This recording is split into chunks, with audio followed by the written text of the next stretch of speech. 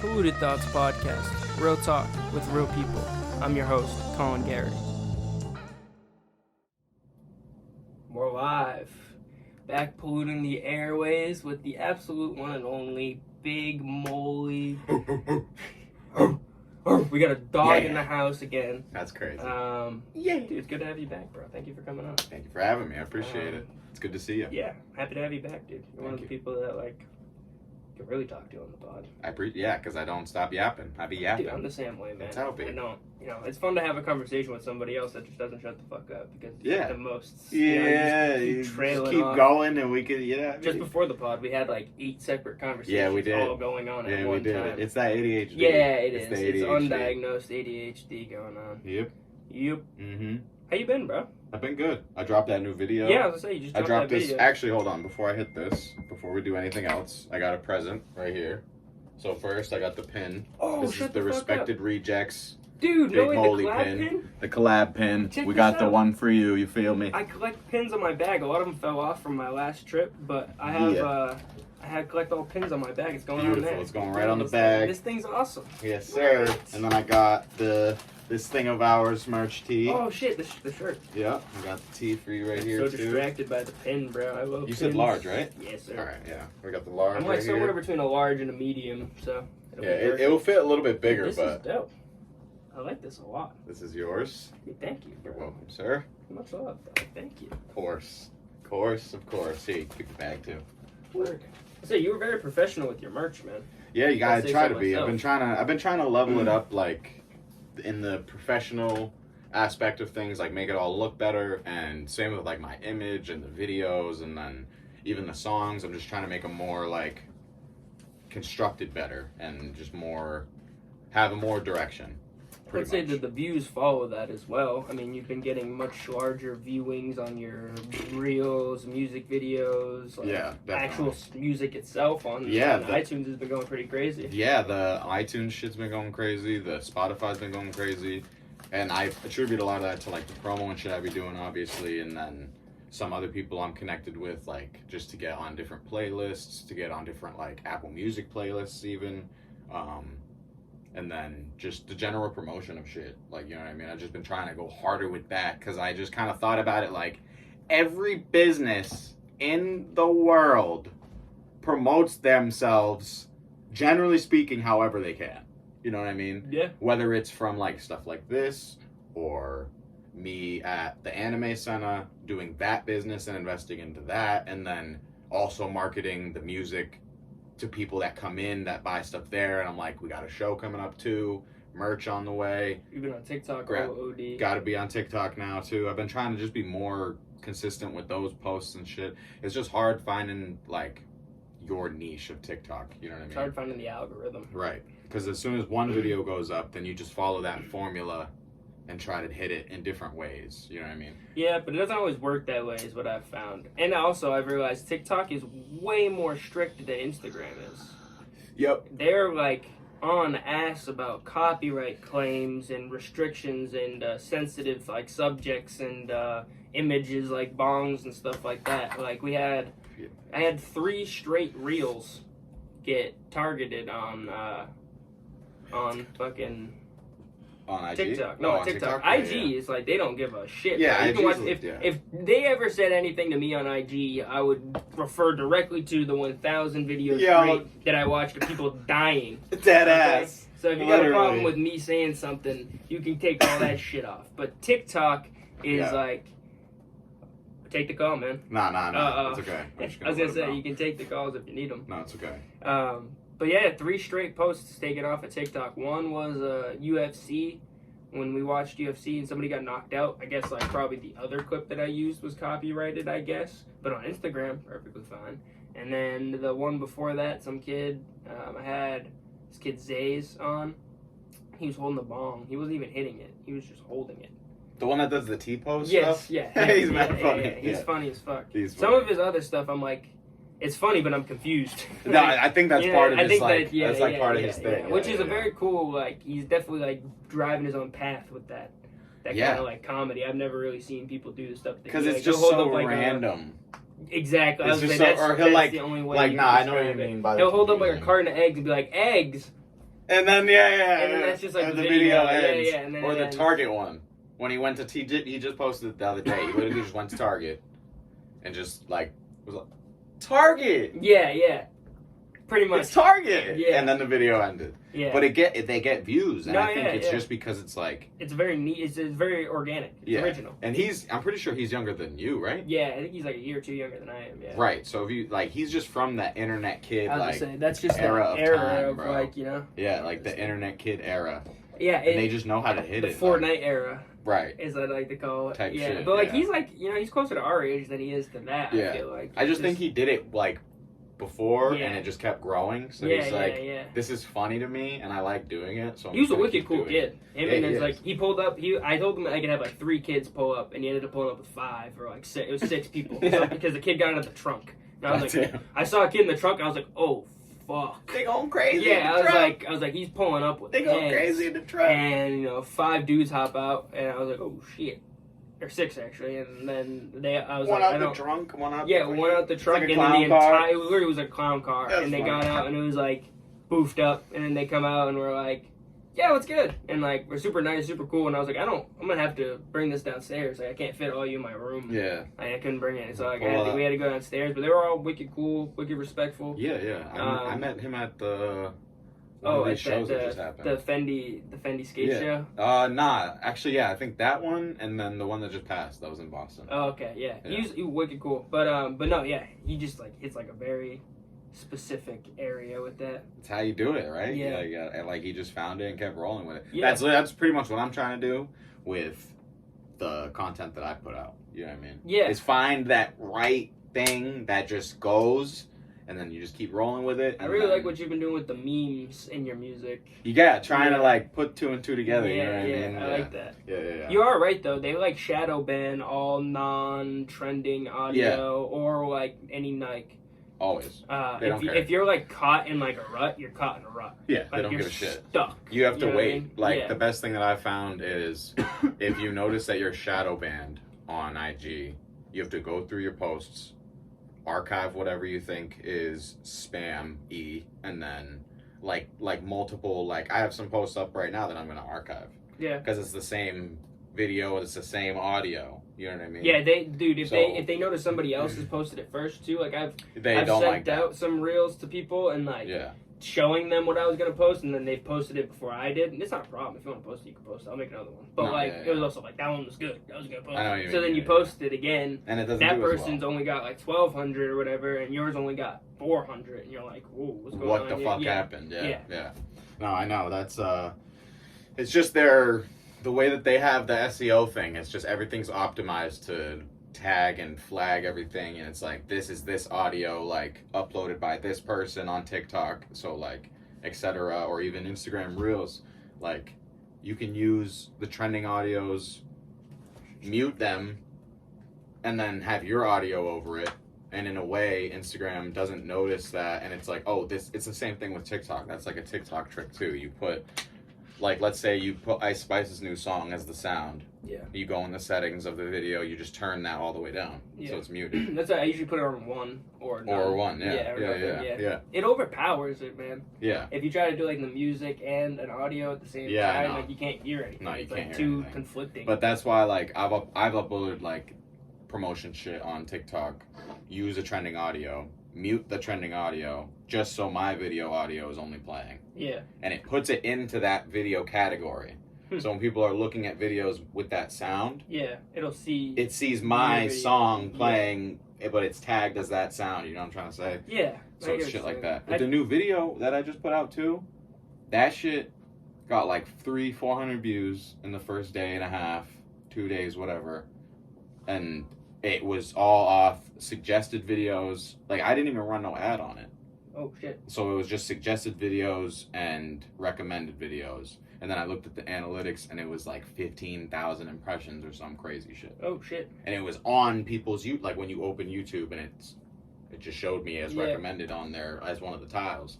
And then the up next, it did that for the up next shit too. So like they were watching a video and mine was up next. Yeah. All naturally.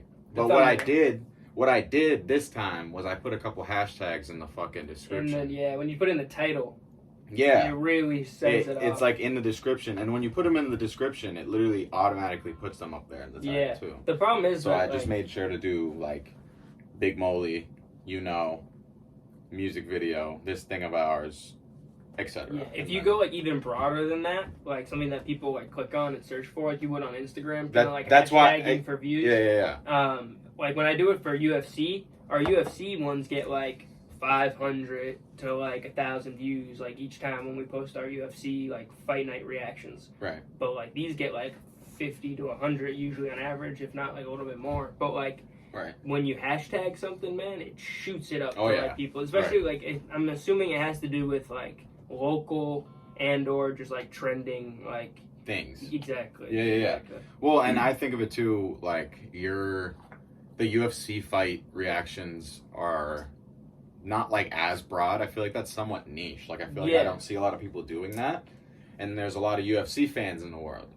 There's way more UFC fans in the world than there are BiGMOLEY fans in the world at this current moment. When you look up UFC versus BiGMOLEY, yes. You know what I'm saying? I'm way more of like a niche thing than etc. No, I see what you're saying. It's also like we post them like the day after or 2 days after they happen, so it's still trending. Exactly. Especially if like a knockout happened, people were talking about it for like. And not everybody saw the fight either, too. So Yeah. that your clip could be the first time they saw it. That's what I like about it locally is that like people who like are like I'm sure you're interested in UFC, but you don't watch it. Maybe I'm not sure what you're.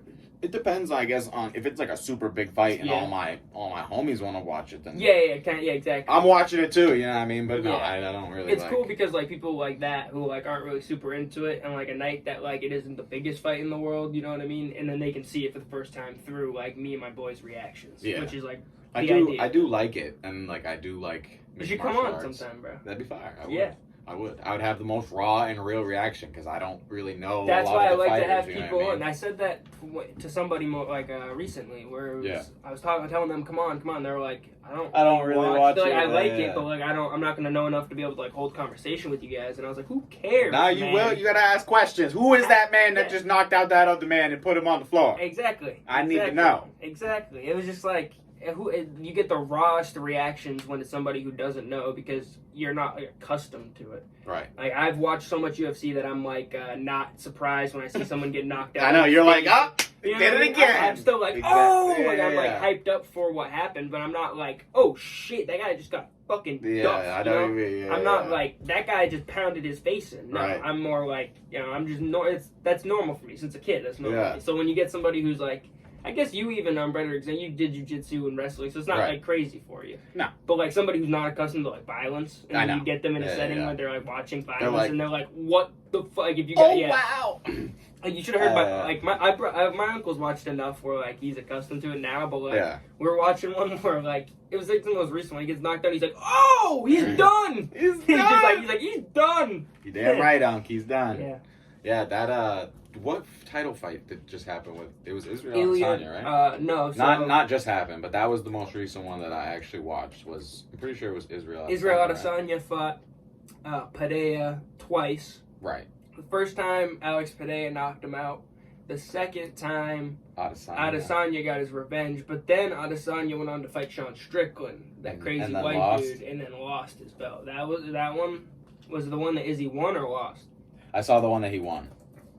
The one he knocked out. Yeah, and then he like mocked him for mocking him, and he like I don't know. He said some pointed, foul shit to his son. Yeah. At his kid. Yo, he's so gangster for that. That's crazy. Yo, if you see this, you're a demon for that. That was fucked up. That was crazy.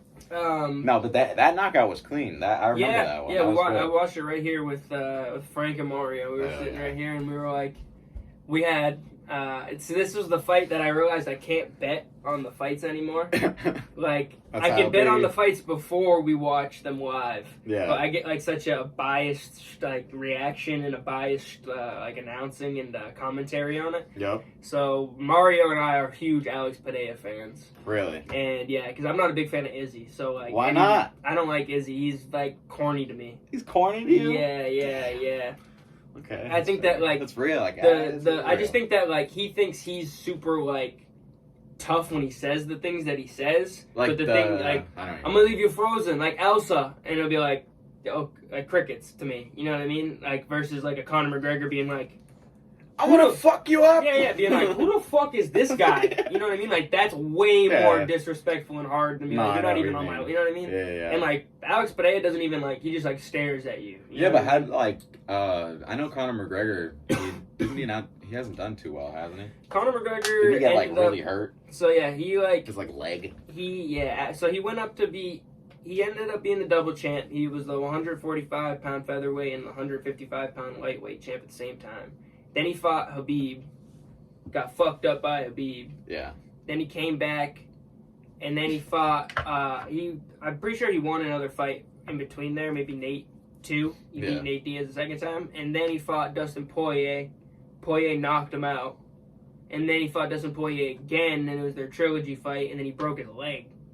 He like broke it in half. Didn't he kick him? He checked a kick earlier in the fight is what Dustin Poirier said happened, was that like Conor threw a kick and then like the check kick. So like you lift your leg up to recoil. Like if your leg's on the ground, somebody kicks you, your leg's gonna take hurt way more than when you take the whole blow. Versus if you lift your leg, they're kicking dead limp. Like if you let your leg go limp and you lift it up, they're just kicking limp. Oh, and, you know what I mean? Your knee will just like pivot like this. Like a punching bag. Exactly. It'll hurt your knee probably. I'm sure if they have a really hard kick, but like versus if your leg's planted and somebody kicks you dead straight in the middle of your leg while your leg's planted, you could break your leg. Exactly. So he threw a kick earlier in the fight, and you can also check by like kind of like going like this and like just putting your outside of your shin on their leg, so it's like you know what I mean.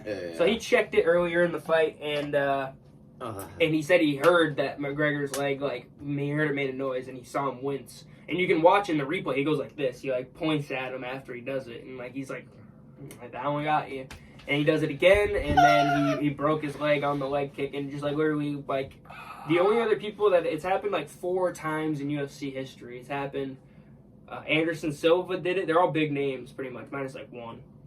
Anderson Silva, Chris Weidman, both middleweight champions, who actually did it back to back. It was like Anderson Silva was fighting Chris Weidman for the championship, got knocked out. Jesus. They had a rematch. Yeah. He goes in to get his belt back, and Chris Weidman checks a kick and shatters Anderson Silva's leg in half. Like it bent around his leg. Ew. Then Chris Weidman's next fight is a championship fight versus I think Rockhold. And he did the same exact thing. He threw a kick and it like I think that one landed and it just broke his leg in half. Like the most and he went to the worst part is like McGregor, it happened to McGregor too. It was like him and Weidman both do the same thing where they went to step back on it afterward. Like they break their leg on the kick and then immediately go to place weight on it to try to and it just fucking bends and like nasty. They just give, you know what I mean? Yeah, that's disgusting. It's fucked up. It was gross. But yeah, McGregor's he's supposed to be coming back, but God knows, you know what I mean? It's like they wild. Exactly, they're on some shit. And like, he's so rich, he doesn't even need to. That's the thing too. That's what what Dana White keeps saying. Is just sell your whiskey. The proper and get 12, out of here, bro. Yeah. Like, dude, don't. He is still the best shit talker. Like, this day though. Well, that whole era of time was insane. Still, like his like championship reign was insane. It was an era. It was just like that. That prompted the sport like 10 years ahead. Yeah. Because like you gotta think like I watched a UFC fighter explaining like numbers and stuff. On a bad Sunday, the NFL gets like 60 million viewers or something like that on a bad Sunday. Wow. Yeah, and then the UFC, a good pay-per-view is like 500,000 sells, like 500,000 pay-per-view streams like bought. So like you're comparing numbers, like they're not at that level yet. You know what I'm saying? Like they're not there to that point. But not like that. And that's still today. You know, they have 1 million pay-per-view sales. That's like a great night. It's like, you know what I mean? Like really good. I think like the most they ever had was like one of McGregor's fights was like 5 or 6 million. Yeah. No wonder why you so damn rich, Mr. McGregor.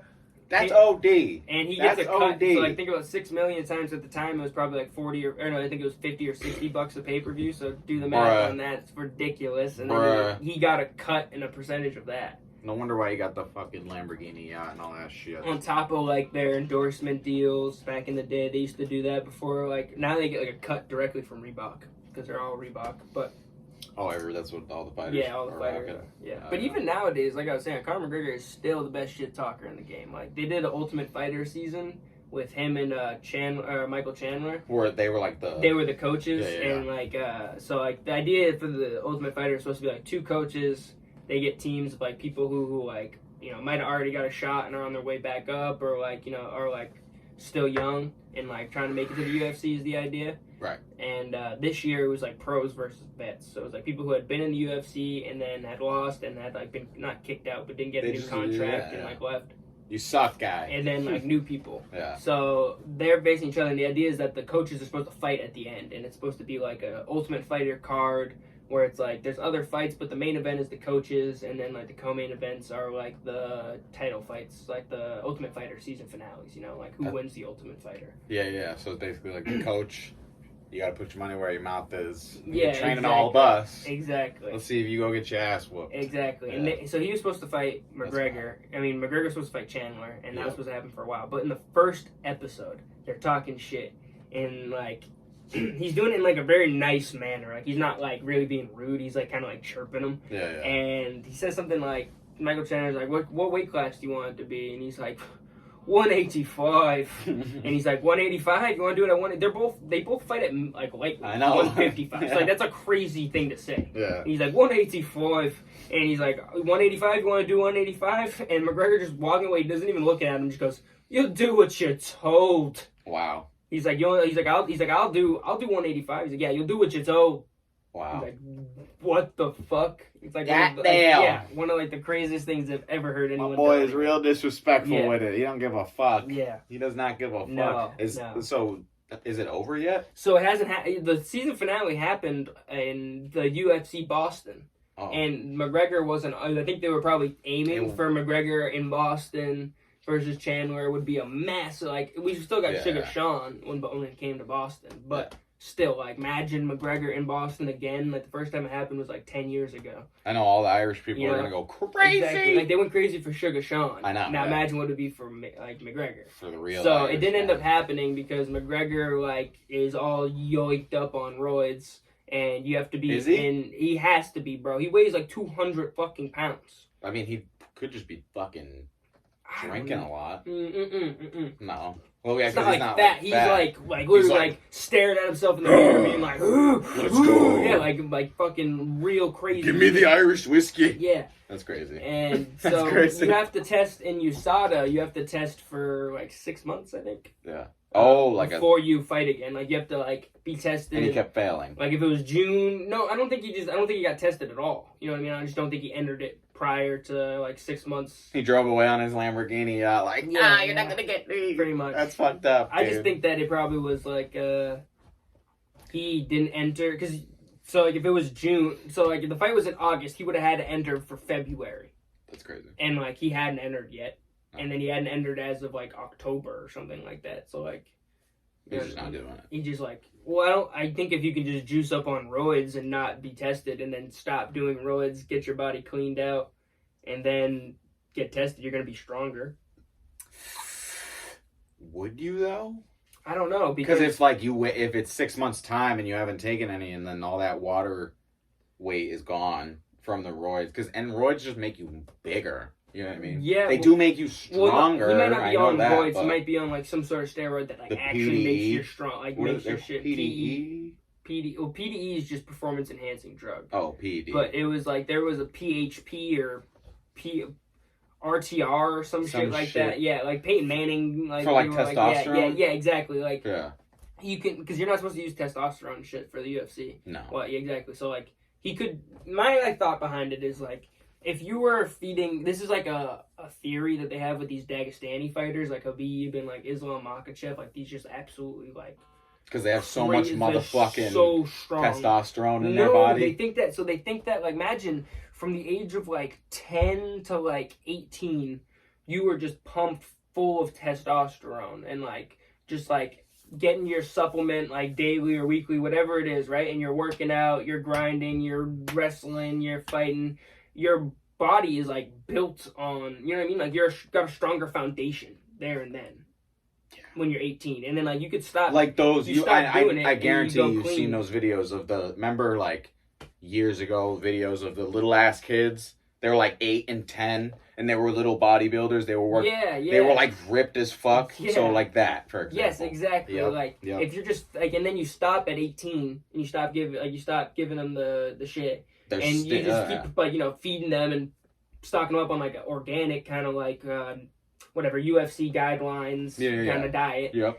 You're still gonna be fucking strong as shit because you did your children. You know what I mean? So they basically like ingrained it into their body's DNA. Exactly. I see what you're saying. Exactly what I'm trying to say. So it's you like think that's the fibers of their fucking muscles are just like since they were a child have just been like stronger and just like more enhanced. That's like some evil scientist. Yeah. Shit. So like my idea with McGregor is like if he's done, he hasn't been fighting in fucking like 4 years.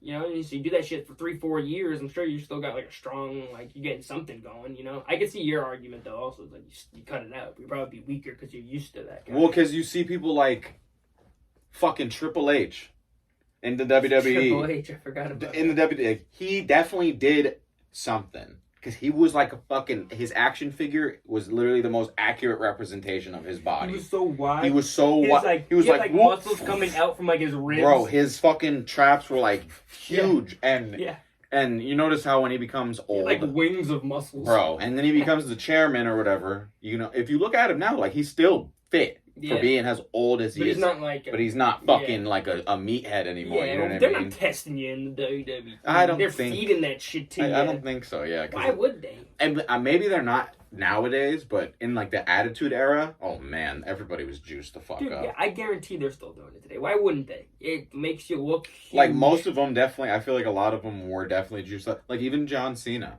Like I feel like John Cena was definitely juiced up. Yeah, he's still big. He's still big, but he's not like he's not like how he was. 2006 like WWE champion. Big. Fucking huge. Yeah. And he's not that tall. Like he is tall. Everyone's fucking taller than me.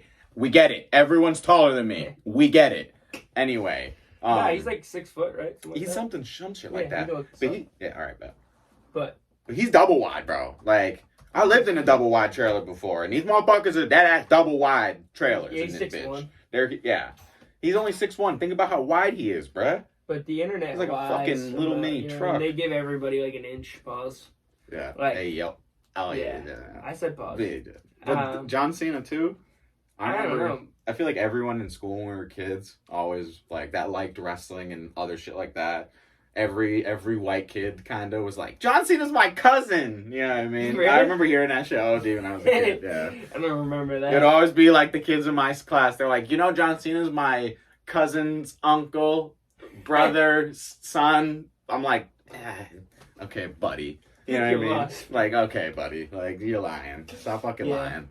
Yeah. It's literally just because he's from here. I remember, like, just recently, somebody called me out and was like, somebody I was, like, friends with as a kid, like, said something about, like, me saying that my dad was in the military. And I was like, why would I say that?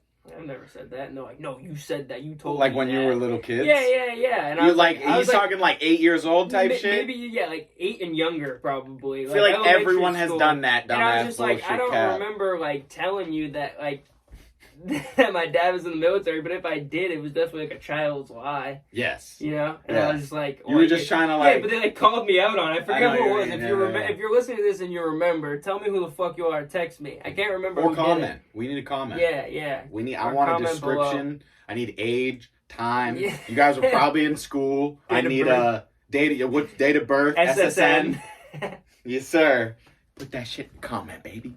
But yeah. They like called me out on my bullshit like 2 weeks ago. I was like, I don't remember ever telling you. Dude, that's really how it be though, bro. Yeah, I guess. I mean, little kids like that. Dude, they have an everyone as a child has just an imagination that like, can get ahead of them. Yeah. And I think that's just like my little brother tells me crazy shit all the time. How old is he? He's 9. Yeah. He's like, he tell me fucking he's got a spaceship on Mars. Like, what, Damn right you do, buddy. Yeah, you do. He does. It's a cardboard box in the kitchen. Yeah. It's like... Go to Mars, kid. Go crazy, dog.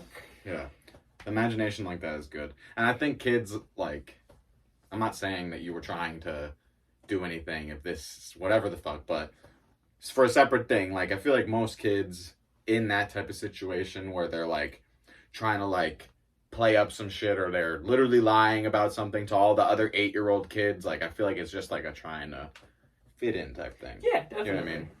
Probably or like their life really isn't that crazy, so they're trying to just make it like make themselves more or or some shit's just going on in their life. Yeah, and they're trying to like compensate by being like the cool guy. At school. Like there were kids like when you get into middle school who like are blatantly lying to you. Oh yeah, like, about everything. I beat the shit. Me and my brother beat the shit out of these 7 dudes in the fucking woods, and you'd be like, yeah, horse shit. Yeah, I know, right. I'm looking at you right now. I beat you for fucking dinner. Exactly, and they don't have a scratch on them. Yeah. They look fine. You see your hands. Like they literally are completely fine. No, I had gloves on. We went back to the house. We got gloves. We went. You know what I mean? It was. Right. And you're all 8 years old sitting at the lunch table. Yeah, you're all 9 years old. What? Oh, yeah. It's alright though. I don't know. All that shit though, like, to all the kids out there, you got a place in the world. We're going to take a quick break for a word from our sponsor. Our sponsor today is Steady Galletti Precision Painting. Steady Galletti is a small family-owned painting company that can handle all your painting needs for both interior and exterior projects. No job too big or small, unless you're like a hospital or something. I don't know. They could try it, but it might be too big. Find them on Facebook under Steady Galletti Precision Painting. Quality painting by a quality guy. Call 978-790-2260 to book your free quote today. All right, we're back. And shout out to all the kids out there. Yeah, I just think that like cultivating an imagination is important.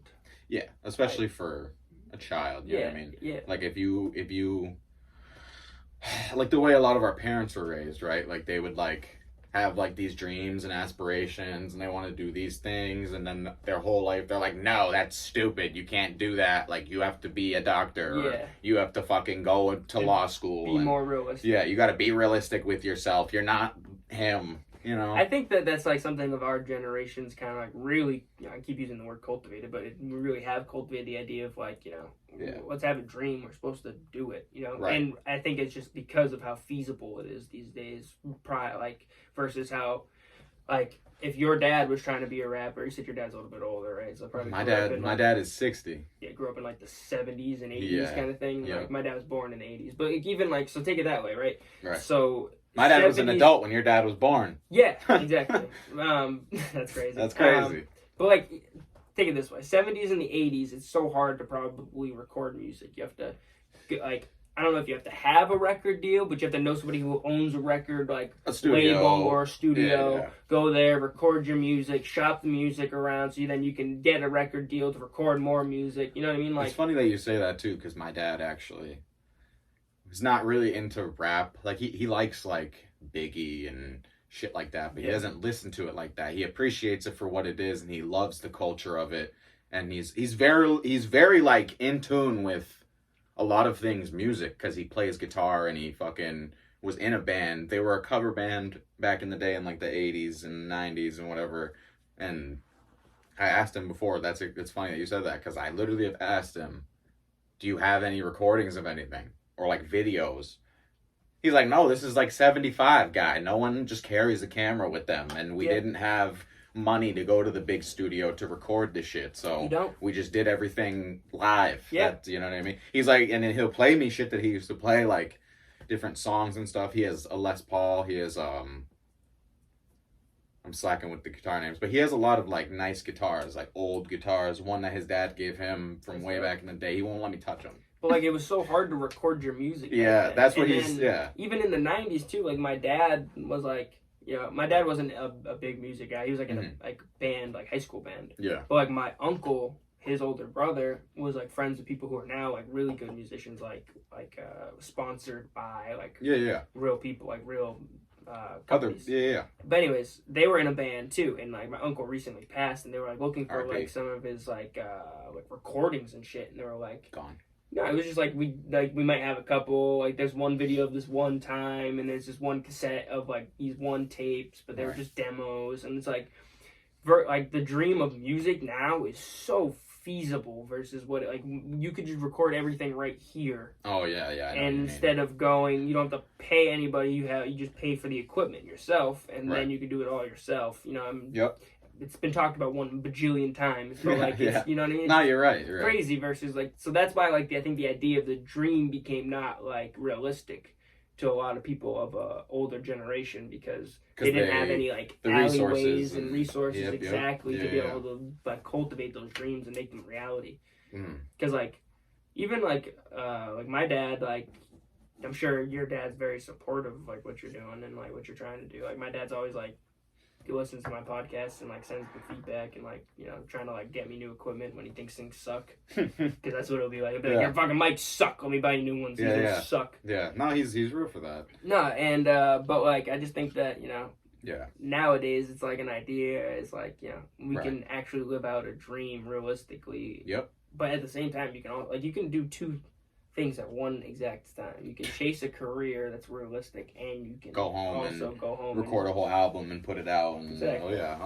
Yeah. That ties into like something I said earlier. Like that's why I'm trying to invest a lot of money into the Anime Senta, along with myself, because like over there, if I can invest enough money into the Pokemon and stuff, so we can get the card sales up, because we actually have Pop the Vault on the team now at the Anime Senta, and he's the Funko guru, so he quadrupled the Funko inventory. Now I'm trying to double back and quadruple the Pokemon inventory, and I like it because it's like a motivational thing, you know what I mean? I don't spite him for being successful, you know what I mean? And I'm glad that my boy had him join the team, you know what I mean? And he'll probably tell you more about that when he comes, or when you go to the store and do that pod. Yeah, they're talking about Anime Senta. Anime Senta. Yo, you got to do the pod, buddy. Natick Mall? It's the Burlington Mall. Burlington Mall, across from Lush. Let's get those Nordstrom entrance, up the escalator, down the hall, across from Lush, pop out. And it's owned by a local guy from Westminster, Dante, who's just always showed love to pretty much what anybody's doing. You talk to this guy about, or you talk to other people about this guy, all they say is that he's ever showed love, pretty much. I've never heard a bad thing about this guy in my entire life. No, he's great, dude. And I give a lot of respect to him, too, for letting my dumb ass come and be like, let me invest into this with you and let me do this stuff, too. And he's like, come on, Mo, like, we got this. I'm going to lay it out for you. These things will probably do the best. Like, let's try it this way. And I'm like, bet. Let's just do it.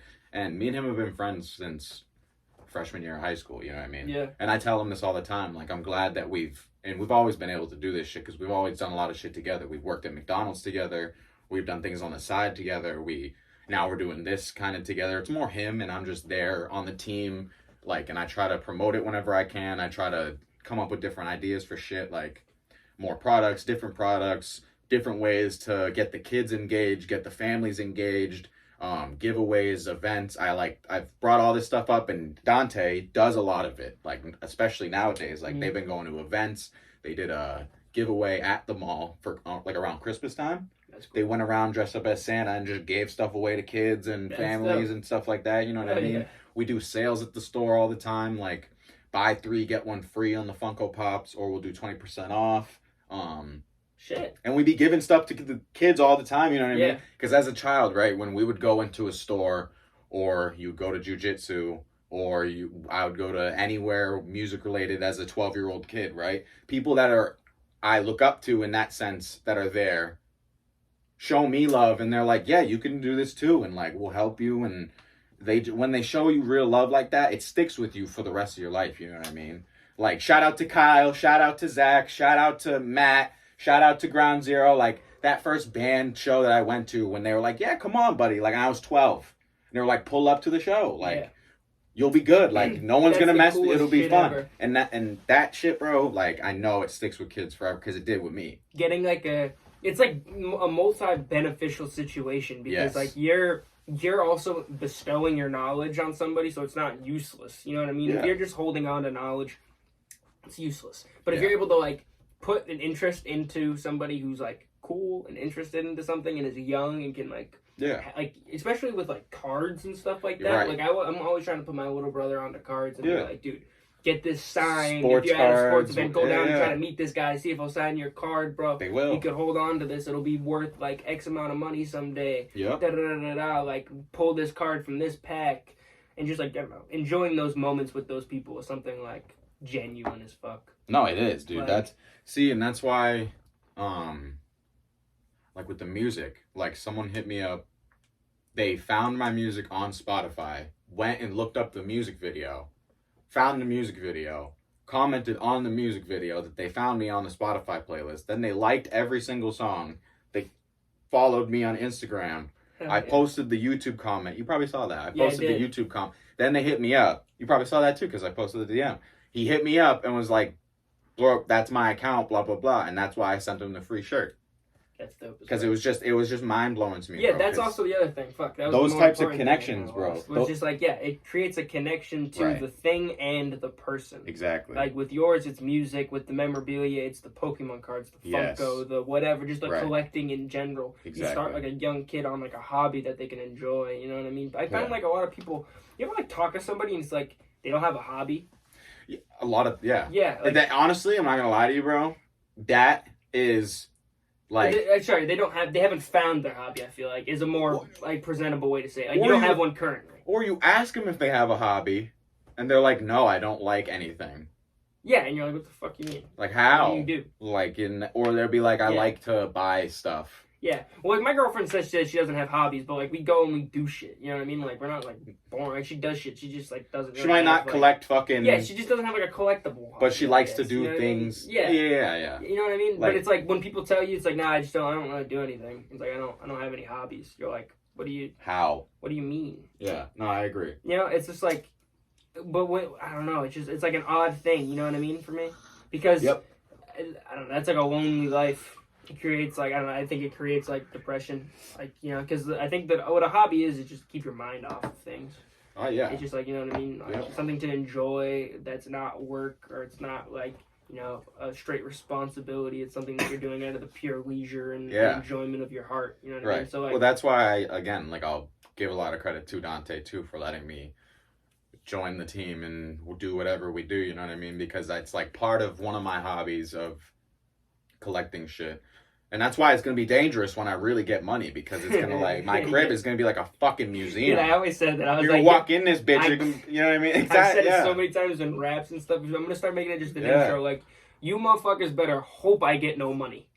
Because I'm so ignorant with it. I'm going to buy everything I've ever wanted. With my Italian love for jewelry, it just runs through my blood. Like, all of my uncles have jewelry. Huh? I'm not like the biggest jewelry guy. I wear jewelry, but I'm not like, I wear like Chad Ochocinco shit. I'll pull up in fake jewelry before I pull up in like real jewelry. My grandpa, he had this, it's like a golden arrow, right? Like a Native American arrowhead with a Native American coin in it.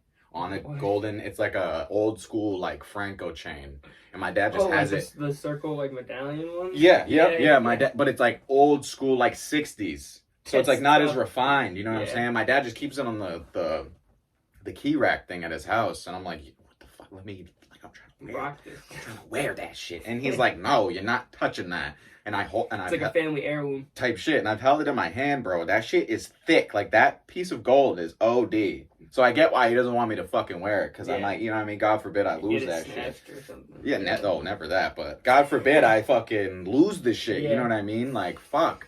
But yeah, I'm gonna gotta get chains. I think I would just. I love it. Yeah, I think I would. I'm not really that invested in like chains or cars. I'd buy like. I'm sure like a crazy like VHS selection and like I would just like everything that I'd be interested in. Now to think about it, the hobby people, the people who don't have hobbies, you should reflect back on like the time that somebody like older than you tried to get you into something. Right. And you should try to get maybe you weren't interested at the time. Didn't you like that? Try it again. You know what I mean? Or like just like reflect on those moments in your life where like the older people tried to get you into something. They were trying to help you. Yeah, I don't know. Not even like the. Like, it's not bad. All right, it's not. I guess it's not bad that they don't have. But it's just weird. It's just like they like lost connection with the things that probably made them happy and like because they like enjoyed. Even as like a child, you play with toys. Dude, and I'm back on Legos and shit, bro. Legos like you know what I mean? Like I did Legos like for a little bit as a kid, but then at some point I was like I'm not really all that into Legos, and like I stopped like doing the shit. Maybe it ties into like the generation that we're from. Like when we were kids, it was fine to be yourself. Like, it was fine. You could be yourself. You know what I mean? You might get picked on a little bit, but in general, like, I was always myself. You know what I mean? Yeah. And, like, there would be fights or whatever and shit, but, like, I feel like nowadays kids, like, they're so influenced by, like, Instagram and all this. Because you could have an Instagram at 13. Yeah, I guess you can almost probably backtrack the time that we dropped all of our Pokemon cards, all of our Legos, all of our... Oh, and stopped caring? Stopped caring about all of that shit is exactly the time that we all started to get phones. And, like, when, like, the Apple products became big, I bet you can almost exactly trace them down to it. And I'm sure that there's some people out there, like, Dante, or maybe even him, like maybe he like reconnected with his love for the anime, like He did in like COVID. That's He how did. that happened. Yeah. Because like I feel like all of us, like when the phones came out and like all this like electronic advancement happened, I don't think it happened like super quick, but like in my eyes, it happened like real fast. Where it went from like box TVs and MP3 players and like and like an iPod Nano to like I now have an iPhone that I can call, and it does touch screen, and like you can do everything on an iPhone. Like, I'm no longer interested in toys. I'm no longer interested in building Legos, or I'm interested in like going places, doing things, taking videos with my camera. Yeah, exactly. It was like immediately out the door, So it was like my like love for sports went from like kids sports stuff to like wanting to go to events and stuff, because I think of how accessible it seemed via the phone and the TV, and like, you know what I mean? Yeah, no, I know exactly what you mean. Yeah, because bro, I remember going to school on the bus or walking to school with my MP3 player. It looked like a little stick. It was like a white little stick with a little tiny LCD screen. I remember my mom had like the... Could have like 50 songs on that shit. iPod Nano, and then she gave me the, was it the Shuffle? Which one was like the one that you could just clip on? Remember? The Shuffle. The Shuffle, yeah. That's like, that's what I had. There's like no screen on it. You just had the buttons. It was like heavily marketed towards working out. Yeah. Because you could clip it on yourself. Shirt. Yes, yeah. I remember I remember walking down to the bus stop one day with the thing clipped on my shirt. You're like... I didn't have it for long. I feel like I eventually like gave it back or lost it or something, because it's probably so easy to lose for you to give it to a 10-year-old or an 8-year-old. Have you seen those memes where they're like, it's like a picture of Dexter sitting there at the bus stop in the rain, and he has headphones in, and it's like me in 2007 listening to the Carter 3 before I get on the bus, like, and it's just, that shit is so true, bro. It's crazy. It was more me listening to like 2012, 11 Lil Wayne, like Mirrors and shit like that. Okay. And, like, Justin Bieber, Lil Wayne stuff that was going on. See, that's why I always say, like... I think a weird playlist going. That's fire, though. I'm just heavily, like, seasoned, bro, I swear. Like, I just have always bumped, like, I remember when the Carter 3 came out, when my sister, shout out to my sister and my brother-in-law, I've known him since I was 8. Like, practically, that's like my big brother, you know what I mean? Yeah. So, they always loved Lil Wayne, and, like, they're really into Cash Money. Like, Drake, Lil Wayne, Nicki, every affiliate, fucking, yeah, that was huge, like 2008, 2009, 2010. It was insane. Like, all that was, the radio was, like, them three. It was or, crazy. Like, Jeremiah or Chris Brown. Like, that's, like, all you heard on the radio. Yeah. And a lot of that shit, was, like, literally... just what I grew up off of from that time period. But before that, my mom she had this mix CD of like that one song by Shaggy, Mr. Boombastic. Yeah. It had Salt and Pepper on it. And other like old school hits like that. I bumped the shit out, like that CD. I had that in my little like CD player on my headphones for fucking years, because I just bumped the fuck out of all that old stuff, or like Megadeth and other things like that, bro. So it's like, the heavily seasoned influence that I have of all this different music, it just blows my mind when you're like, I like you got it put onto Lil Wayne more of Mirrors, you said? No, I was on to Lil Wayne. That's just what you were bumping. No, like when I was walking down to the bus. Okay, all right, but like my like introduction to like Lil Wayne was like almost as early as I remember music. It was like, that's good. That's probably why you're also seasoned. It was probably the Carter 3, like being played, like not like. My parents rocked off, like, was it Soundwire or LimeWire? LimeWire. Yep. So, like, they had, like, probably just a jumbled up mixtape type thing. But, like, I'm not... Like, I remember the first music I ever listened to was Snoop Dogg, like, Drop It Like It's Hot, and, what was the other one? Disturbed. Or I think it's Disturbed, yeah. The Ooh Wah! That song. Yeah. That song. But yeah, dude. I also back to like the idea of like the dreams of like our people getting like like our like older elders and stuff like that, and our families and older generations getting like tossed out. Yeah. I think it also had to do with them living in like such like a like real time, like so much shit was going on, like wars and like real political fears and like, you know what I mean? Like the way that like things are like starting to get heightened now, like I'm sure they were 10 times heightened, You know what I mean? Like, they were living through, like, the Cold War, where, like, they have fear of the Russians bombing them at any point in time, or just, like, war, conflict starting up. Then, like, you go, I guess, even, like, further back than that, like, probably, like, our, like, maybe your grandfather, but, like, maybe, like, great-grandparents more. Like, everyone has dreams. I mean, it dated as far back as time. It's, you know what I mean? Even old-ass fucking, like, 1800 people had dreams. But, like, they had, like, World War II, like Vietnam War during like the 70s, you know what I mean? Just like shit was going on that they had to like sacrifice, you know what I mean? And like, I also talk about it with somebody else too. I forget who we're talking about on the podcast, because I guess like a big concept of the podcast is like dreams and like following your dreams. So I guess this follow your damn dreams. Yeah, we always say believe in yourself is like the slogan at the end. Yes, it's pretty much that. But like, it can mean whatever you want it to mean. That's how I say it, you know. But But no, yeah, I think that just like a lot of people have kids too, and this is what got brought up on a separate podcast. Oh, like, and that's why they're like, they I can't do what I want to do now. You just like have to sacrifice. It's over now. You know what I mean, it's not like back in the day. I guess it's also like a combination of like having a kid and also like it's not as feasible and easy as it is now. Like nowadays, you could lay your kid down for bed, come into the next room, record an album and/or a whole podcast.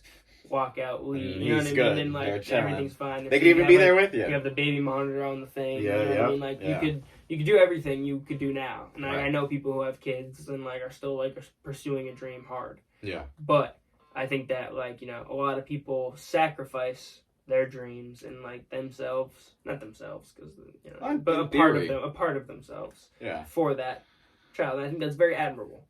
It is. And I don't think that, you know, I think that like people who just squander a dream for nothing, that's a different thing. You know, they just give up because it was too hard or whatever. Like, they didn't make it and they stopped trying. That's a different thing. You didn't even try, baby. If you have a kid and you're like, I want this kid to have his dream. Yeah. That's very admirable, in my opinion. When I was a kid, like, I always looked at it as, like, I love doing this thing.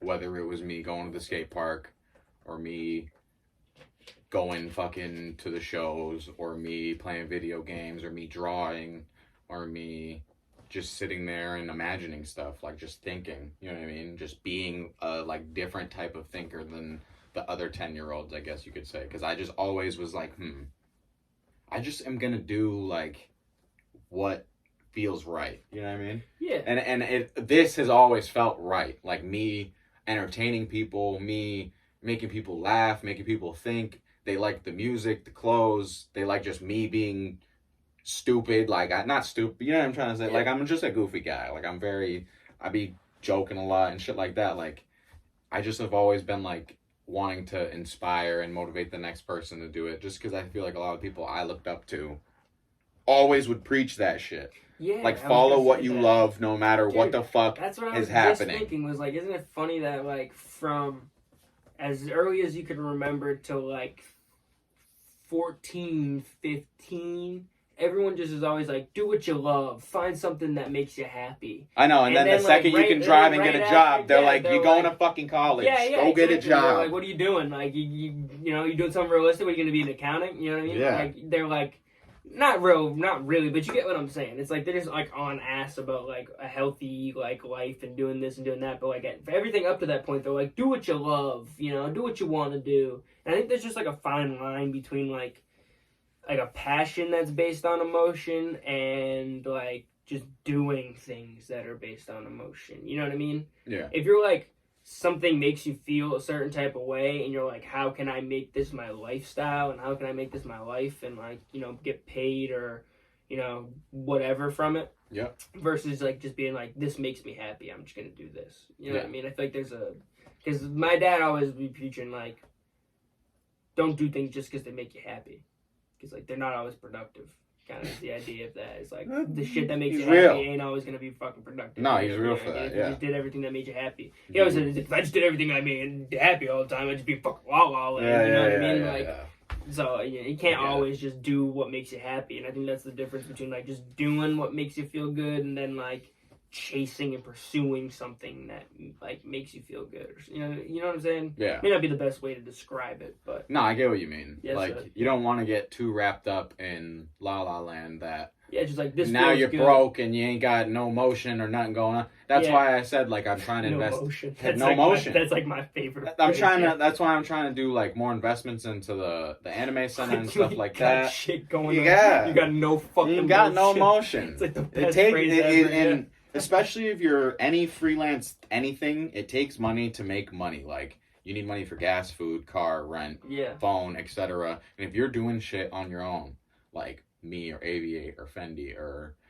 A.Ra or Chon or anybody like that or Gabe, all of them, like you need to have money to make money in this shit. And that's why a lot of the like rappers that blow up super quick that are really in the trap and they really make that bread like that, like the Coke Boys and shit like that, like they have enough money to invest in themselves because they're making it like that.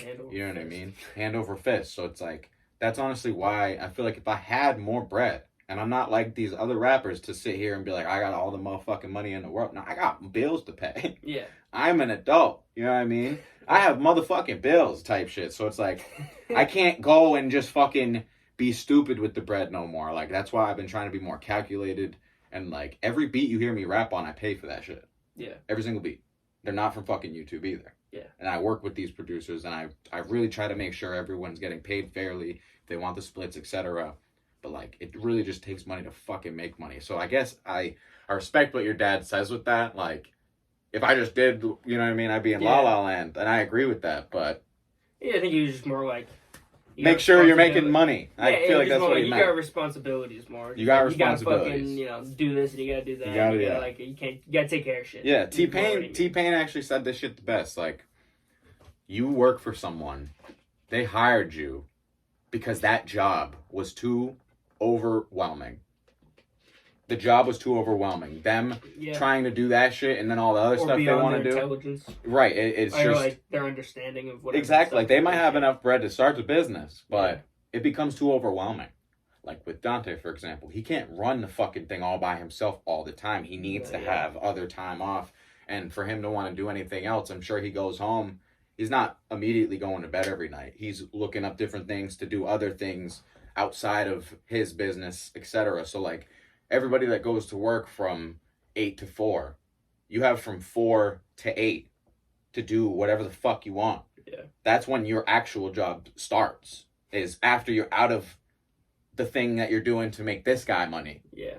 So you can get dental insurance and things like that. Like, that's just the bitch shit that you have to do in the economy we live in, unless you want to sell drugs. Dead ass. That's what you have to do. You know what I'm saying? That's very accurate analysis. That's why the government hates drugs, because you can make your own money just like they can, not taxing. Like, it's a weird fucking game. But they have big pharma and all this other stuff, whatever. It's fucked. It is, you know what I mean? So it's like, they're doing it legally.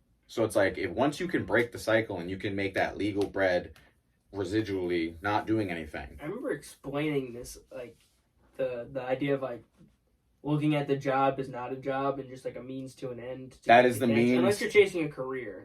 That's totally different because, right. Yeah. Because usually when you're chasing a career in some shit like a car salesman or some shit like that, you're an asset to that company. Yeah. You're not just a fucking employee. You aren't. Every employee is an asset in theory because they're making your company work. Well, I'm sure that, like, you know what I mean? For me, like, I don't really make it, like, well known to my company. Like, I'm not going to be like, I don't give a fuck about you guys. You know what I mean? Of course. Yeah, so, like... They know, though, because one hand washes the other. You're going to show up and do your job. You want the money. Yeah. When you're done, and it's fine. They have 15 applications that they've been holding on to. But I remember trying to explain this to somebody, being like... They don't care. Like, they were just saying, like, we were, like, 19 or something like that.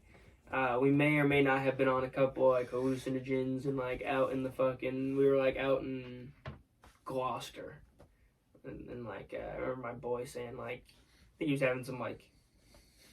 I don't know, it's like a midlife crisis, but when you're on, like, shrooms or acid, you know what I'm talking about? Where it's like, God damn it, like, what the fuck are we doing kind of thing. Yeah. And he wasn't freaking out, but he was more just, like, being like, God damn it. Like, he's just thinking too hard. Yeah, being like, why am I hanging out with you guys? We're all bums. Like, what do we got for jobs kind of idea. Mm-hmm. And I remember, like, I think he was working at, like, Mosquito Squad at the time. And I think I was delivering Chinese food at Asian Imperial still. Mm-hmm. And I remember saying, like, dude, like a job is just a means to. I feel like this kid told me this prior, and like he wasn't listening to his own advice, being like, bro, like just a means to an end. Yeah. This place supplies me with money. I supply them with my job, with my effort. Yes. For 8 hours and or whatever the job calls for, Yep. and then I go home and I take that money and I supply it towards my somewhat financial freedom and like a future of like let's do this or like our dreams. You know what I mean? And I was like, why?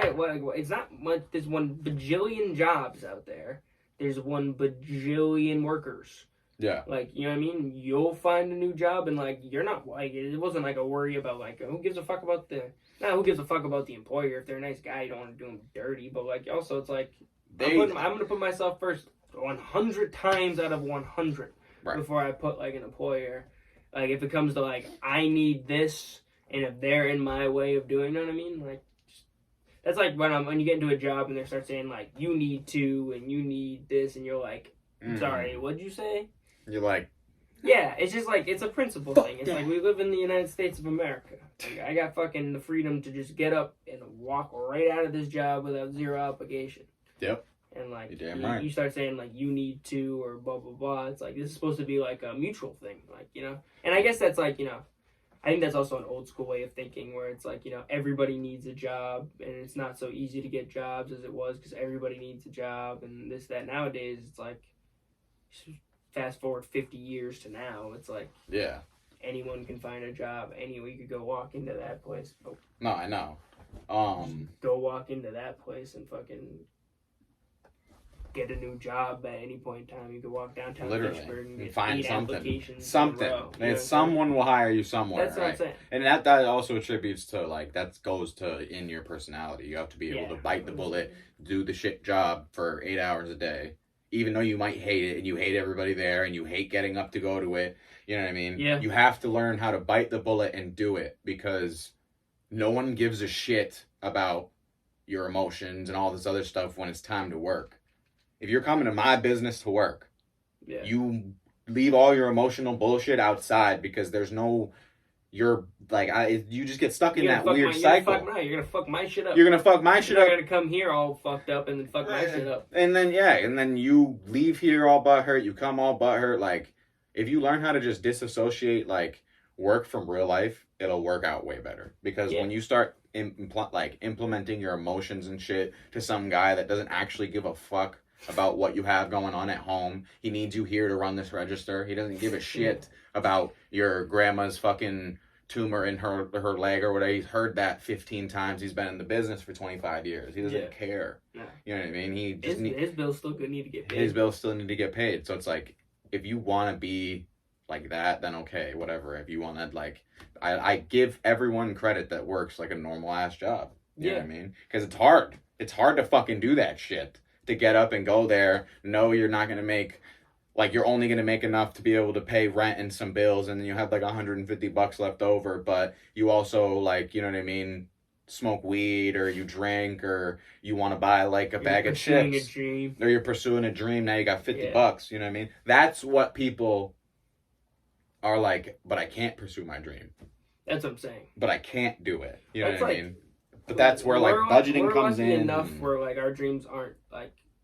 crazy. Too expensive. You know what I mean? It's not like we were like saving up money to go to like some school that's X amount per semester. It's like we're you know what I mean? Like paying like college loans and shit like that. Like we're just like incrementally. I know we're fucking doing it. You know what I mean? Building getting our this or like upgrading our that. Yeah, and, you know what I mean? So, and I give credit to like I said, everybody that has done that shit where they go to college, they get their degree, they're still paying their shit off. They got the job that they went to college for. A lot of fucking work. And I feel bad for the people that did all that shit and then they can't even get the job that they went and got the degree for because they're either all taken up or they don't want you because you have no experience. But how do you get the experience if you only have the degree? Now you have like 60 bands worth of debt. Yeah, I see that all over Instagram now. Where you're driving a shitty car. I applied to 100 and there's 750 places and I can't get a job. It's like, start lower. I'm sorry, I don't know what to tell you.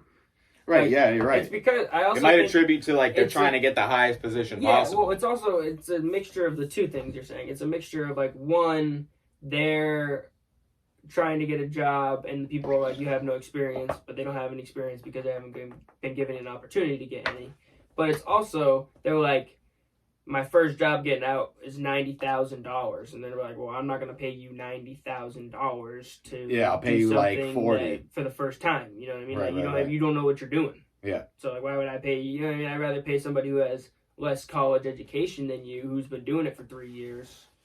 You know what I'm saying? Yeah. So it's like, it's a mixture of the two things, I'm sure, at the same time. It's one, like, a lack of experience, but they're not getting the opportunities to get the experience, which is a fucked up situation, yes. But then at the same time, it's also like, you can't be like expecting straight out of college to be making 6 figures. Like, it's unless you're in some really like important field that's revolutionary, and it's like not a lot of people can graduate from that program. Because like, even like my thing, like fucking, like why would you pay all that money to do that? Like, I work at like hotels and stuff.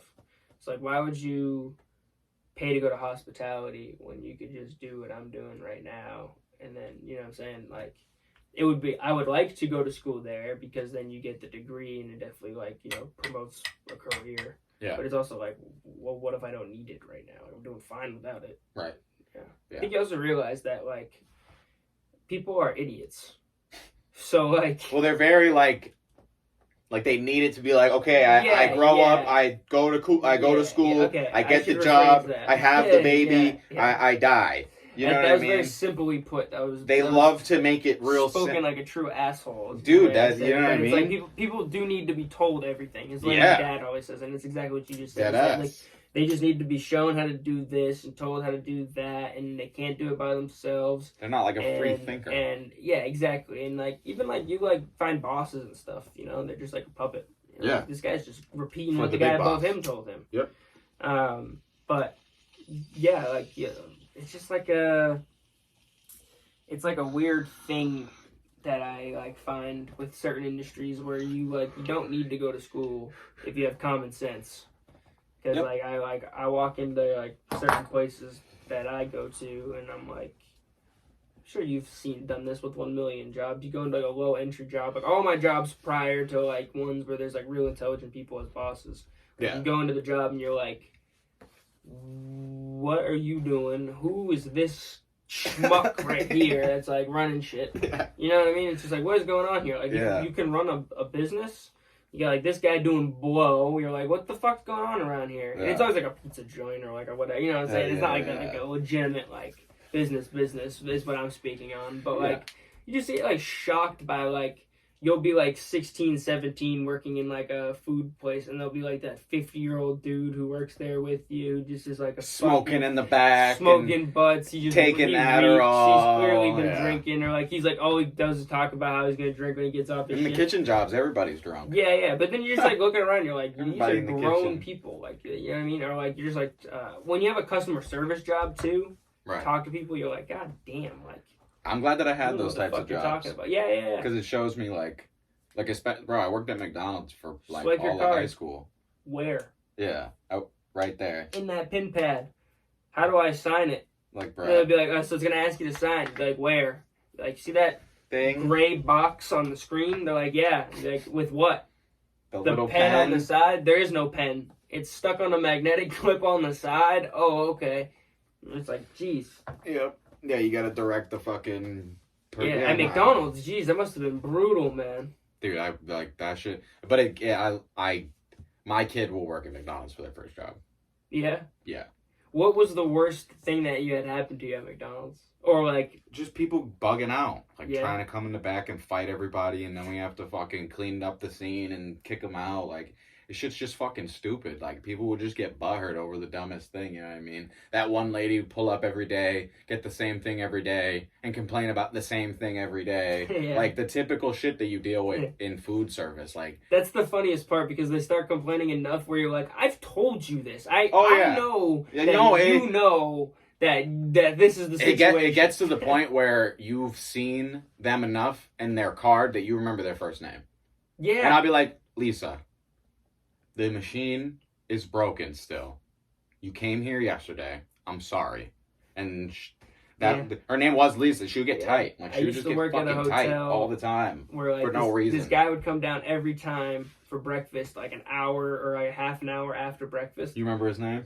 I remember his full name. Yes. What's his first name? I won't. You're not gonna say I'm it? not gonna say it because this guy scares me to death. Like this guy, I'll tell you. I can tell you. Hey, I said Lisa. Yo, Lisa, if you do see this, no, this complained guy, a lot. Some shit happened at the hotel where this guy like was being a weirdo and was like scaring people and like just doing creepy shit. So I don't want to say his name because he's creepy as shit. Fuck that guy. Yeah, he was a weirdo. But anyways, he came down every single he'd stay on the weekends and he'd come down every weekend like a half an hour or an hour after the breakfast would end. Yeah. And he'd be like, "What? No breakfast?" And I'd be like, "Dude, like." My fault, G. No breakfast. The first couple times, I'm obviously like nice about it. Yeah, I'm like, "Oh no, sorry, sir. Like, unfortunately, breakfast ends at 10:30. You know, it's 11:30 right now. Sorry about that. You know, like, they're gonna be putting away the coffee soon. If you want to grab coffee." And then came down the next day, he did it again, and it was like, I was nice about it again, and I was like, I said it.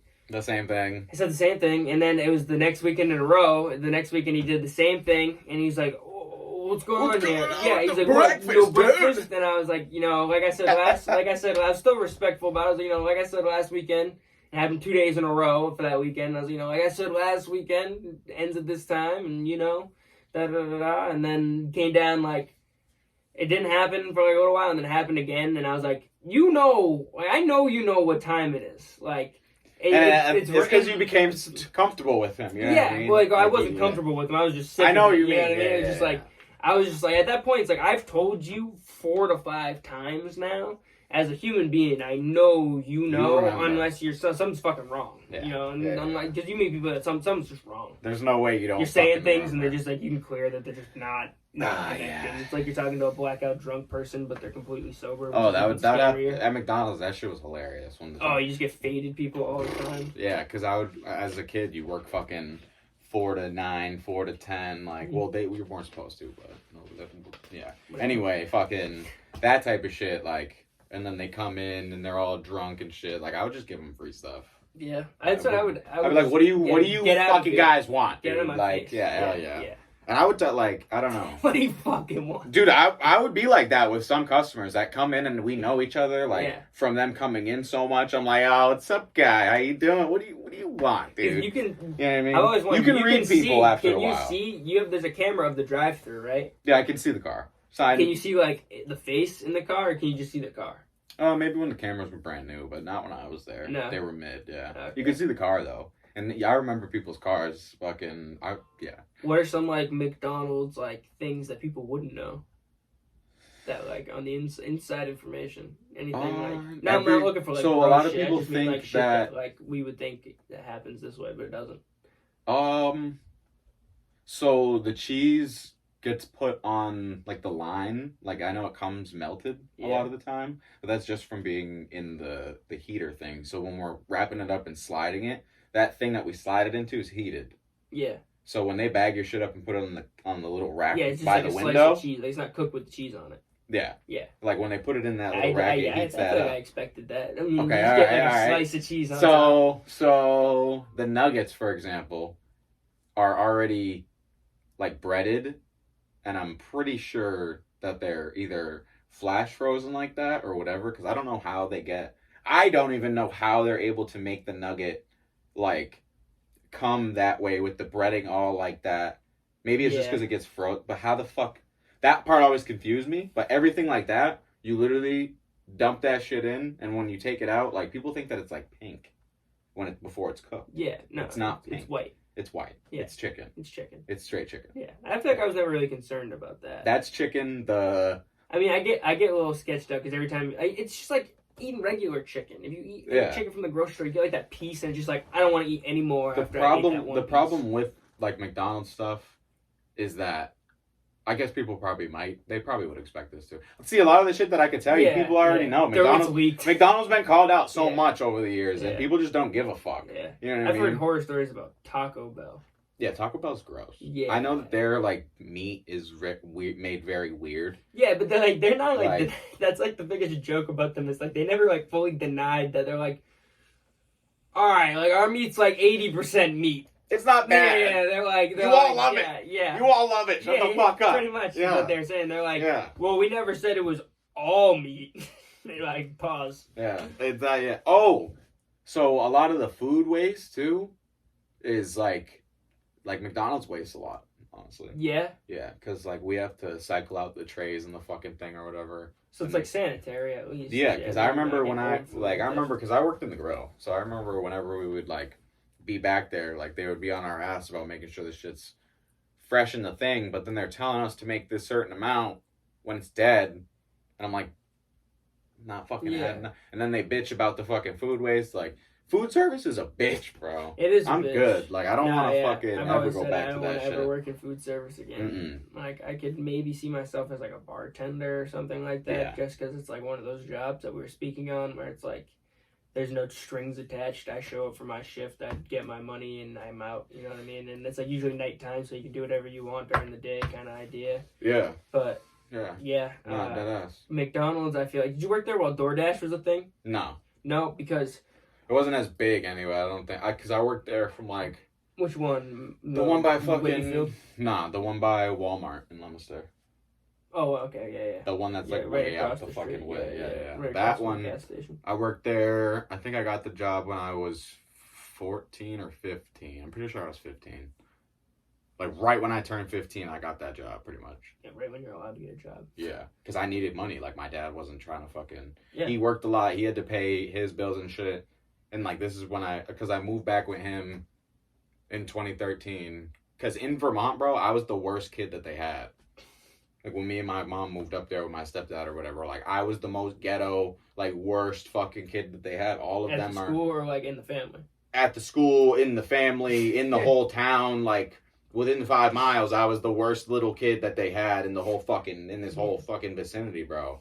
So I kept getting arrested and shit, because the cops, the cops hated on me up there, like, because I was the different kid that dressed differently, and I didn't have a Vermont accent, I didn't wear fucking boots and Carhartts all the time, like, you know what I'm saying? Like, I wasn't fucking... I didn't know it was that crazy like that. Bro, I wasn't... A bunch of different times. Just for, like, stupid petty shit, like weed. And I was also a bad kid. Like, I was a dumbass fucking kid, bro. Yeah.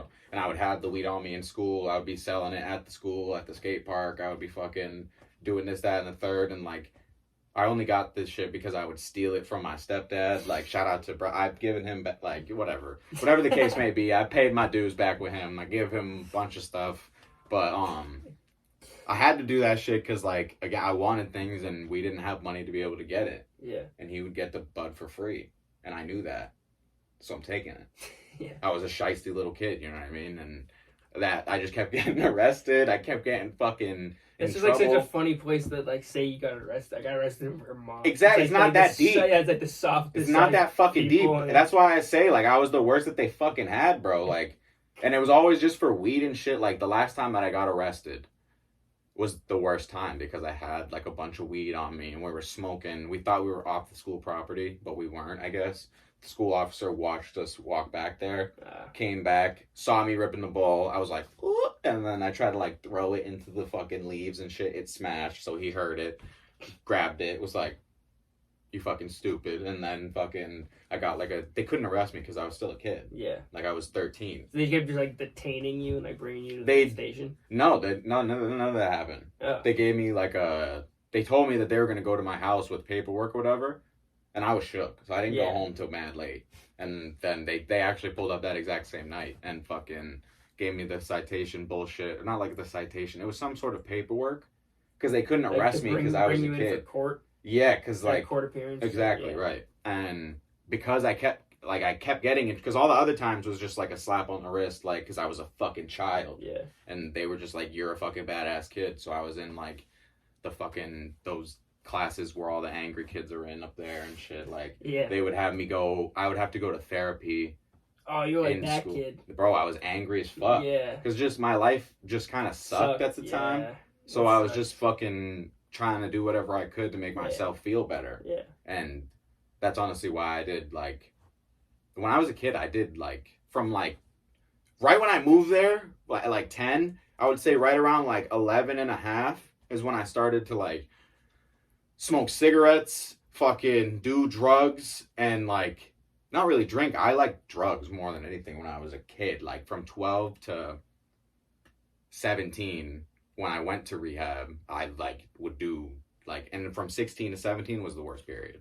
But back then, when I was fucking stealing the weed, like we would buy Molly from Canada and whatever, all like through the dark web with Bitcoin way back in the day, like 2011, and that's when I started getting into that shit heavy. So it just fucked my brain. Yeah. So I didn't give a fuck. Doing crazy shit. Bro, I didn't give a single fuck. You know what I mean? About anything. Like I would play it off like everything was fine, and I did sports, like I did wrestling and all this other shit, and then on the weekends, I'm going crazy, like doing Molly, going to fucking raves at 13 with my friends there. Because they don't do anything there other than do drugs and go... EDM and rave. There's nothing to do. Yeah, like there's nothing to do there. Yeah. We just there was cows and fucking fields of emptiness. So we crazy. would do like Molly, acid, mushrooms. I tried 2,5-I for the first time when I was like 13, 2,5-C, fucking a bunch of other crazy shit, like just to feel different, you know what I mean? And that attributed, I think, to why I was stealing the weed and selling the drugs and trying to buy stuff for myself to make myself feel better. And then that last time I got arrested was the final straw, basically. And I remember when we went to court, my lawyer, court-appointed lawyer, because we didn't have money, was like, yeah, so basically you're either going to go into the juvenile hall or I think they might have you go live with your dad. And I was like, for real? They're like, yeah, so you gotta definitely put on some good clothes next time you pull up and figure this out. And because they weren't letting me get off of it. Yeah. Because I was selling weed and I had weed on school property before it was legal. Shit. So they're like, you and I had bags of weed. Fuck out of the town. They were like, because I was a kid. Yeah. And like clearly they were like thinking, okay, this must be a problem at home. Yeah. So they're like, you're gonna go live with your papa. And then 2013 is when I moved back here. And been here ever since. But like a lot of the what? No, I was gonna say fucking McDonald's be fucking up my DoorDash order every fucking time was the reason I asked to DoorDash. That's crazy. I know. See, I be going on the tangent. No. It was a good tangent. But once you said when you moved back, I remembered how we started. Yeah. Started but then, so you came back in 2013. I came back in 2013, and then I was just like you were just like, I need to get a job. Type shit. Well, 2013, I was 13, and then I didn't have any way to get weed. So I remember in middle school, like I was a shiesty ass little kid, and I would go to school, and my dad has always made enough money for like himself, whatever, to pay for the family home that he's been in his whole life, but he worked like 20 something hours a day. Like he would get up at 9 at night, go to work at 10. He wouldn't come back home to just go to bed until like 4, 5, 6 o'clock, and he would sleep till 9. So he's only getting like 3-4 hours of sleep a day. That's crazy. And every other moment of the day he's working. That's how it was my literally entire life with my dad. You know That's crazy. So even when I moved back with him after being a shiesty little piece of you shit, were just like always on. I was like, word, now I could be even more on my own and be even more shiestier. More shiesty. You know, I mean, we're out here being shiesty, and that's like, I don't know, bro. So I would tell him like, yeah, I'm out of lunch money. So he'd give me money for lunch money. And I would go buy weed. And then I would save the weed and smoke like barely. And then I kept doing that for mad long until I like had a bundle of weed. And then I just fucking kept doing it. And then fucking by the time I turned 15 to get a real job, and I was out of middle school, and I couldn't do that bullshit anymore because I'm in high school now. Yeah. I'm just like, fuck. Job time. Get a job. Boom. Then I got the job. Then I'm fucking working there for mad long. That's where I met Dante. We actually met in science class. And then I worked there. He worked at the one in the mall. That one like closed down or whatever. And then he came to mine. And fucking I was there for mad long. And then I left and did some other shit. Like I worked in mental health. So that's like one of the many jobs that my dad had that he helped me get was that shit, was the mental health bullshit with the older developmentally mentally challenged men. They were like from like 35 to 60, and the management there didn't fuck with me.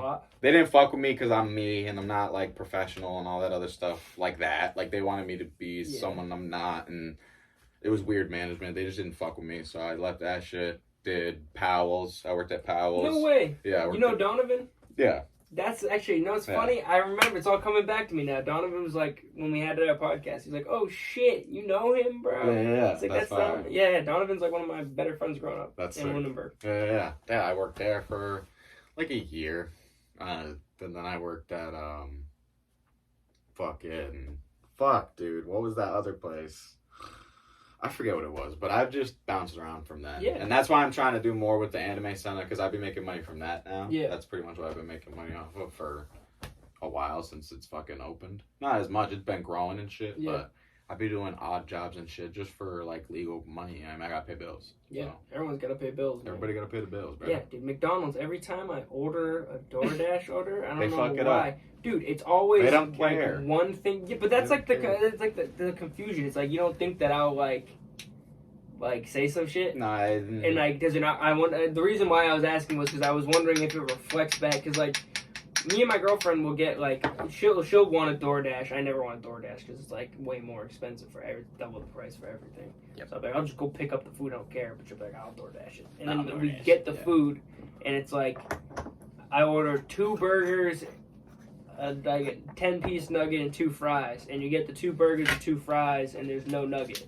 And you're like, well, you gave me the nugget meal, but you didn't give me the fucking nuggets. Like, what the fuck is going on here? I literally have ordered, I've gotten DoorDash maybe 5-6 times. It's McDonald's, because they probably just whip up the DoorDash order mad fast. And the problem, like when I worked there, I mean, me and Dante were so good in the kitchen that we would read the screen, put the stickers on all the fucking papers, line them up in order, and then clear the screen because they count the, like that's how you get, that's your ranking basically. Yeah. Like that's McDonald's. Yeah, I always see like the times on the things, like time through the drive. Yeah, and if you leave it on, like they want you to leave it on. If you haven't cleared the order and done it yet, you leave that shit on. They want you to, so then they can pay you less. Oh, okay, because you're doing it shittier. Yeah. So when you actually give a fuck about that shit like we did, we were animals and we would fucking have the board cleared instantaneously and the fucking thing was overflowing. There was times I remember that he would have to go in the front and bag it all up and push it out the window because everybody's fucking a nincompoop. Yeah. Yeah. That's what I'm saying. Yeah, that's like that's the best word for those people. They are. They're a nincompoop. It's just like nincompoops when you're like, God damn it, it's like the simplest. Like just shit. go over there. Yeah. Like, go handle the front. That's the problem with like almost every job I've ever had is where it gets to the point where I'm always like, fuck it, I'll just do everything because it's just so much easier if I just did it all. Yep. You don't know what you're doing. Literally. And it's like, it gets to the point where like you need to train people and it's like, then shit starts happening and you're like, ah, God, it's so much easier if I just do it myself. Just get out of the way. Literally. That's why I'm glad. That's honestly why I'm glad my dad's been the way he is, and he has never, like, he's always been there. You know what I mean? Yeah. Like my parents were divorced since I was 6, so like I always lived with my mom. Yeah, man. So it felt like he wasn't there, but like because he obviously wasn't physically there because we lived in a different state or we lived in a different town, and he's always working. Like he's always been like that, always at work. You know what I'm saying? Like, so it was just I always felt like alone. So when I learned how to work and met older figures that I could like be mentored by, because when your parent is so busy working, it's hard for them to parent you other than being able to, like, obviously we had a place to live, food all the time, fucking I had clothes, etc. I had everything I needed. You know what I mean? Couldn't like actually show you the way, kind of like. He could tell me. He could tell me. That's the thing. Yeah. Like we talk a lot. Like we okay. talk about a lot of shit. We talk about But everything. he just like wasn't there with you to just do all the shit, kind of. Yeah, like me and my dad, I think we threw the football together like a handful of times. If that gives you like an example, because he's also very nerdy. Like we bonded more over like cartoons like Avatar or like movies like Star Wars and shit like that. Yeah. Like he's always been more nerdy musically. Like sit down and do his paperwork while I'm chilling on the floor watching Star Wars. Yeah. Bonding time. You know what I mean? And I give him the credit for that. That's just his personality, and he's not a let's go throw the ball, son type of dad. You know what I mean? So it's like, I don't know. But working with people like that is good because it gave me like that chance to like see how other older people worked, like especially from 15 to I think I left there at like 18-ish. I don't know. That gave me a lot of like experience with that shit. You know what I mean? Yeah. It was cool. It was cool because I met dudes that fucked their life up and now they work at McDonald's. that was probably the best part about all of those jobs is seeing what not to become. Exactly. What not to do. You're Right. like, oh shit. I'm not gonna do that. I'm You're 15. out. This guy's 45. I'm doing this just because I need some money to be able to pay for like this, that, the other thing. I'm trying to save up some money. This guy is struggling because he made some dumbass choices and now he works at fucking McDonald's. It's like you work. I remember I worked one day at. Remember Godfrey's? Yeah. I worked. My boy had worked there, and he was always telling me like horror stories about the people he worked with. and I remember I worked there for one day, and I just remember I saw like everything in there, and I was like, all these people like they want to kill themselves. Yeah. And then the guy was like, so like, what do you think? You up for it? And I was like, nope. No. Yep. I was like, I think I'm all right, man. think You I'm can good. pay me out for the day, and I'll be I'm on outta my here. way. Yes, sir. Yeah. There ain't no shame in that, baby. Nah. Like, you know what I mean? And that actually goes back to what we were talking about earlier. Sometimes biting the bullet, not fucking worth it. Yeah. When you gotta work in some bullshit like yeah, that. Dude. Always stick up for yourself. Age, at a younger age, it's like, it makes sense. Yeah. Hold on, we're gonna pick this up. We gotta go to break. Our sponsor for PTP is Flippin' Ships. Flippin' Ships was founded by CEO Jason Reynolds during late quarantine, and Jason is in the business of providing you with entertainment.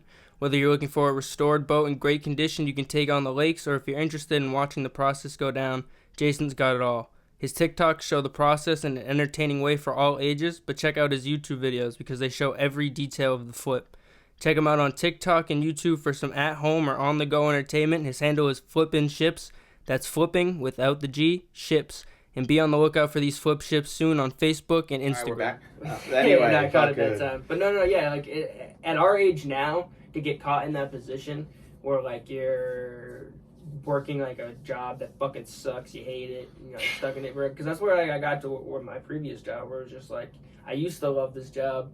All of the people got fired, like, and then everybody else quit after those people got fired, and like now it sucks. It's like why am I wasting away this time? You know what I mean? It's like this is the time from like our age to like 27, even like 30ish. You know, even beyond that. Gary Vee's like you can do it, whatever. But shout out to Gary I think Vee. that like right now, up until like late 20s to 30s, like the real time where you gotta push a dream and you have like real time to like take risks and like pursue something. Yeah, exactly. Like, I could fuck up, and like I live in this is my uncle's house. I pay cheap rent. Shout out to Unc. Yeah, shout out to Uncle Shano. Yeah. I could fuck up real hard, and I could still, you know what I mean, like chasing a dream. No, we're good. All right. I could fuck up like real hard, still chasing a dream, you know, and just move back here or move back with my parents. You know what Worst I mean, case, or do whatever. yeah. You know what I mean? It's like we're in a situation where we could.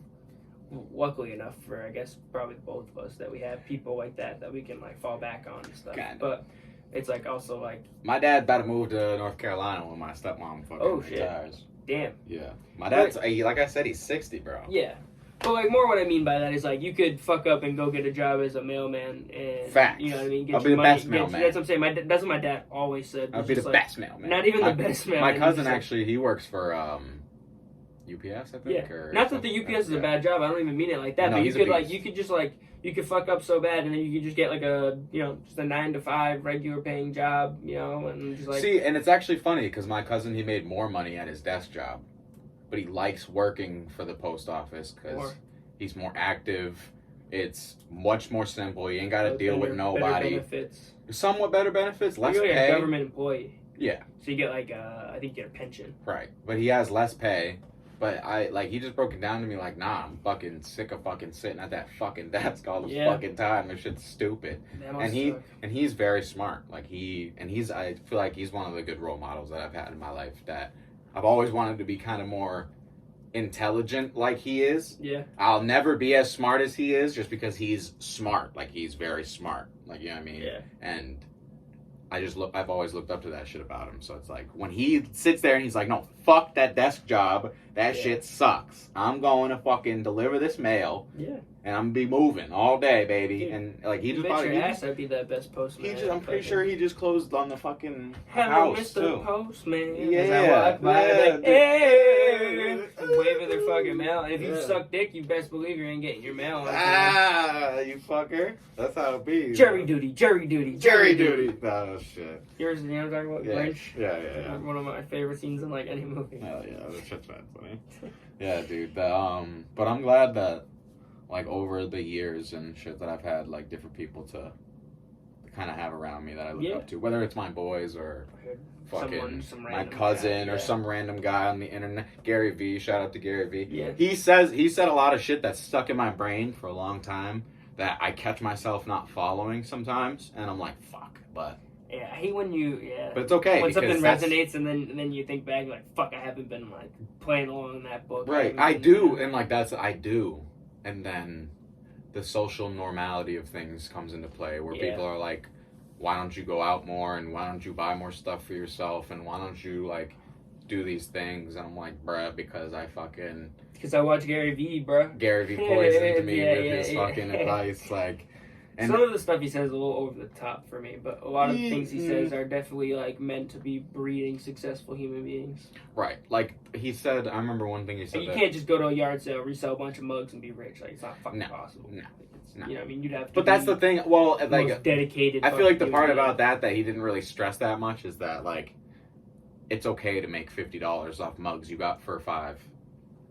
That's a very big percentage. So if you just keep doing that for a scale amount of time and bring it bigger, boom, there you go. You know what I mean? That's kind of like how the Anime Senta was. It was a little smaller at first, like, build. It's just like, it's so hard to find the things, like, you know what I mean? Like, he's not just...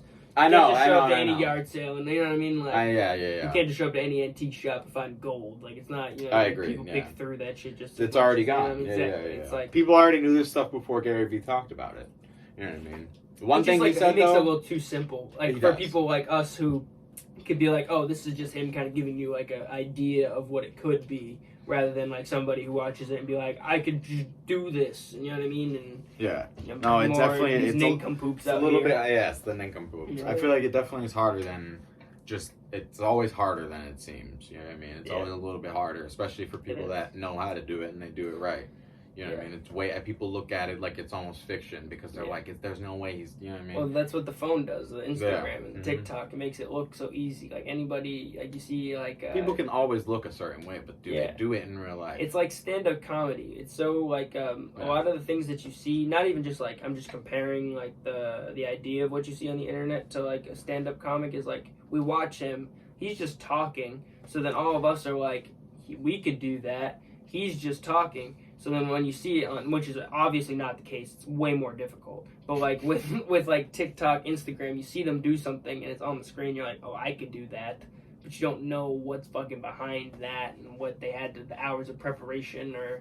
like the comments, like me thinking I could do this. Yeah, exactly. Deadass. Yeah. Nah, definitely. That will, again, like, one thing that he said that really stuck with me is to always try, not always, but when you're really trying to come up, and even when you are up, like, live under your means. You know what I mean? Everyone wants to make $100,000 a year and buy a fucking Mercedes-Benz, the best option possible. That also costs fucking... spend $50,000 of that. They want They want to spend, like, they want to get a house that costs fucking $1 million because they make 10% of that, blah blah blah, etc., or whatever percent. Like, you know what I'm saying? Yeah. And if you eliminate the social shit like that, like the weird normality, the shit that people try to normalize, like making 100,000, but your expenses are fucking 85,000 a year. Yeah, makes no sense. It doesn't. Makes no sense. If you make 100,000 a year and you can live the same way that you lived when you were 20 in that shitty apartment, like paying fucking whatever the fuck it is. Yeah. And you save, you could be a millionaire in no time. You know what I mean? Yeah. And it's just about learning how to save and realizing that, yeah, you only fucking live off $30K a year right now. And it might suck, so if you add another 10K into that shit and you make 100K and now you're able to save this amount and you have a little bit extra nice luxuries now. Your life will be much better. Right, exactly. Like your crib's a little bit nicer and shit like that, you know what I mean? So that's the type of shit that I'm trying to be on. Get your money up, not your funny up. Get your money up, not your funny up, goddammit. For real, we've been at it for like an hour and 40 minutes maybe. Yeah, I mean that might be it then. Damn. I'll have to come back again soon. Dude, we'll do this whenever. When I move to Worcester and I get the new studio, we'll bring you over again. Last BiGMOLEY appearance in this studio. It will be probably. Love all the good times here, goddamn. All things going well, that'll definitely be the case. It'll be good. I think it'll be good. Yeah. No, I mean, all things going well. I mean, I move out and I actually get a place and stuff You like will. that before I have you on again. Yeah. It'll probably be like a month or something before I get like all settled into like a new spot. But No, I'm sure by the summer you'll be chilling. yeah, we're just shooting for like probably like next month. Yeah. Spring. It's just like we're not in a rush. You know what I mean? Like I got a Yeah. place, Mara's got a place, Jackson's got a place. We're not like getting kicked out of our apartments or none of us are on a lease. So we're just trying to find like the right situation before we move into it. Not rushing in. Yep. Don't get taken advantage of by some of these fucking. God, the landlords are crazy out here, bro. Crazy out here. They're OD.